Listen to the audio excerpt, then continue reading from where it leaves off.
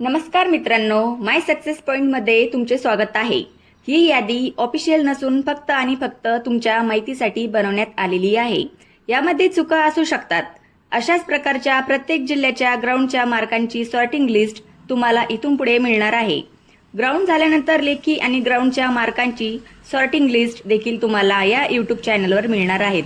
ही संपूर्ण PDF तुम्हाला आपल्या टेलिग्राम चॅनलवर मिळणार आहे।